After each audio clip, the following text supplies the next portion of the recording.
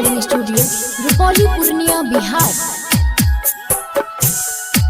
हे गे तारी में लागल छे बड़ी धूमधाम से मेलावा गे, बड़ी धूमधाम से मेलावा गे। चले न हम देवो घुमा,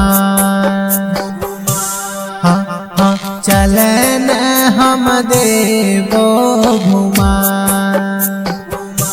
आगे जन साला भर पयाबै छै गे, नवमी दशहरा गे, नवमी दशहरा गे। चले न देवो दर्शन करा, हे जानते तारी में लागल छे बड़ी धूमधाम से मेलावा गे, बड़ी धूमधाम से मेलावा गे। चले न हम देवो घुमा, चले न हम देवो घुमा।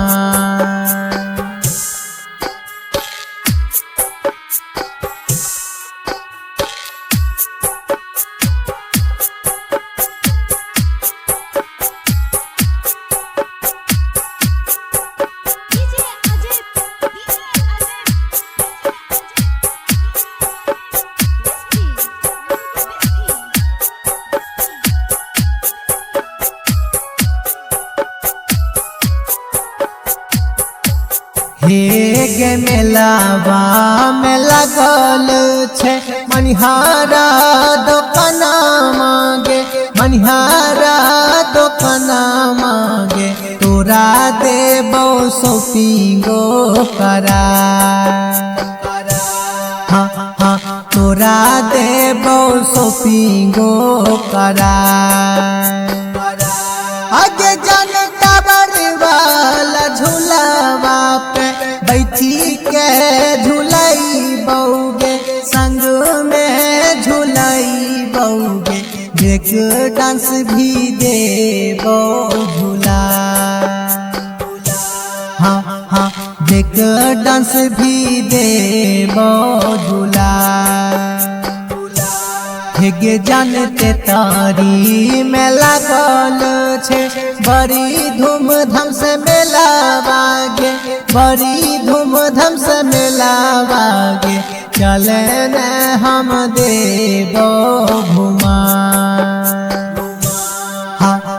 चले न हम देवो घुमा।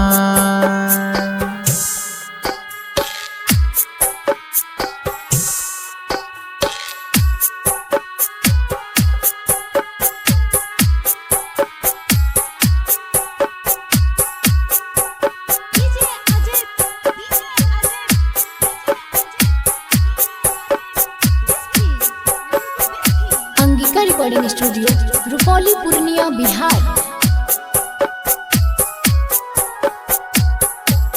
हे गे मंदिर में जाके रीला वीडियो बनाई बैगे, वीडियो बनाई बैगे। मैया देते वायरल करा, मैया देते वायरल करा। हे गे जन डगरी वाली मैया के महिमा महान छै गे, महिमा महान छै गे। रोशन के देते किस्मत बना, राहुल के देते किस्मत बना। हे जानते तारी में लागल छे बड़ी धूमधाम से मेलावा गे, बड़ी धूमधाम से मेलावा गे। चले न हम देवो घुमा, चले न हम देवो घुमा।